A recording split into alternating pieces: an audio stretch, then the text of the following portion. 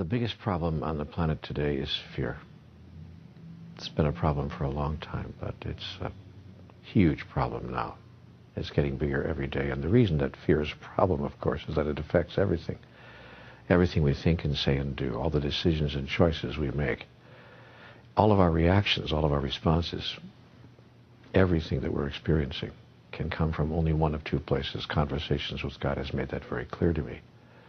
We're either coming from love or we're coming from fear. And my observation is that most people, most of the time, and myself, more than I would like to acknowledge, coming from fear.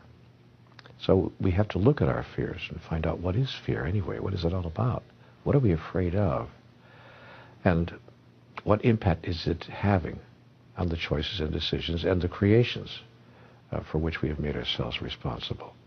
By the way, that's one of the first fears that there is, the fear of being responsible, the fear of placing ourselves in a position of responsibility for all that we are creating. So fear is the first aspect of the human experience, as I understand it, that we need to work very hard to heal, and I might even say to transform. You transform fear, and you transform the world. Now let's take a look at what it is that we're afraid of. First of all, as I observe it, we're afraid of life itself, and so much that goes on in life. We're afraid of life because we're afraid of death. Conversations with God says that all fear, ultimately, is a fear of death. If you're not afraid to die, then you're not afraid to live. But how can you not be afraid to die? Well, you cannot be afraid to die if you understand what death is, and as a result of that understanding, you understand what life is. The wonderful book Home with God in a Life That Never Ends explains all this in extraordinary detail. It talks about the moment of our death, the process of death itself, and the reason that we're experiencing life as we are on this planet. I would suggest that anybody who wants to know more about this particular subject take a good look at that book. It's very difficult after reading that text to be afraid at any deep level of dying. And when that fear goes away, as I said, then fear of life disappears as well. We're afraid of nothing and no one because, and there's a very good reason why, see, all fear is based on the idea that we need something. That's what fear is, really. You want to know what fear is defined? The definition of fear is the thought that we are not going to be able to have something we think we need. It's as simple as that. The person who doesn't need anything has no fear of anything. When I don't need anything from you, I don't fear you.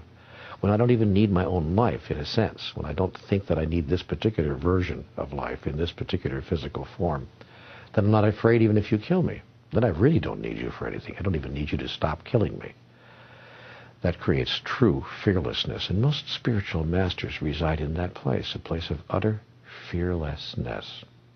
So when I begin to look at my own fears and begin to feel them, and when I have an idea that my fears are starting to, how do I say this, overcome me, overpower me almost, paralyze me, because all of us have been paralyzed by fear at one time or another. Some of us more often than we'd like to admit. When I get into that place, I take a close look at, what do I think I need? What is it that I think that I need here?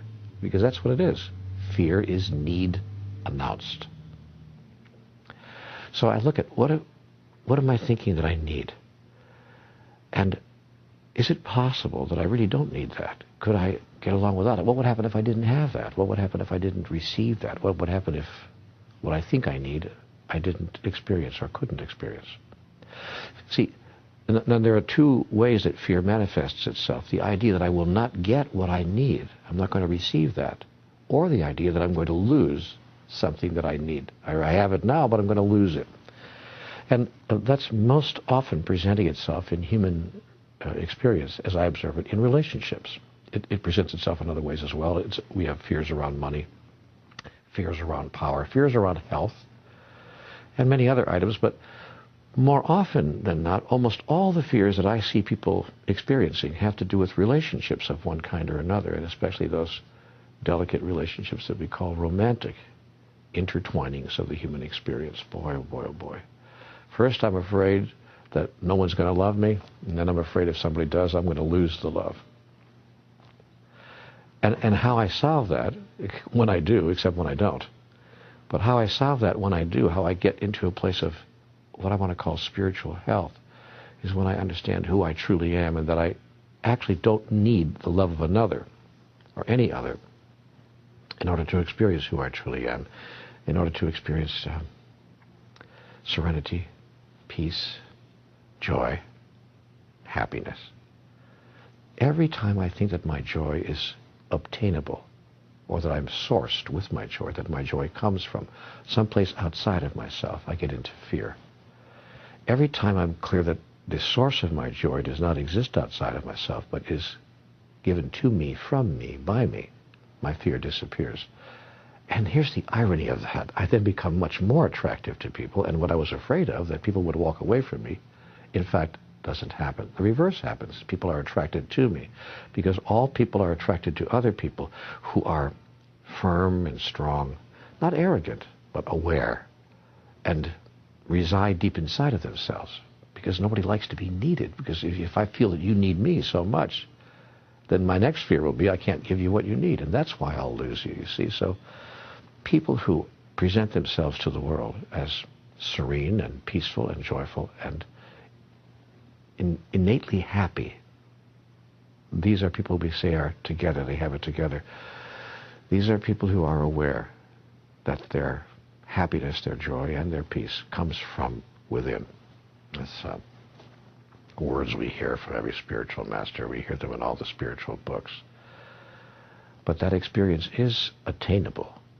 We can find it. We can go there. And that's, I think, the spiritual journey. That's the path to transformation. That's the movement away from fear. Someone once said to me that there's a great acronym for fear. Feeling excited and ready. Oh, I love that. I had a great teacher say to me one time years ago, call your fears adventure. What a great thought. So I'd like to maybe leave you with that thought for today. Whatever you're afraid of right now, realize a couple of things. One, it's not real. You're making it all up.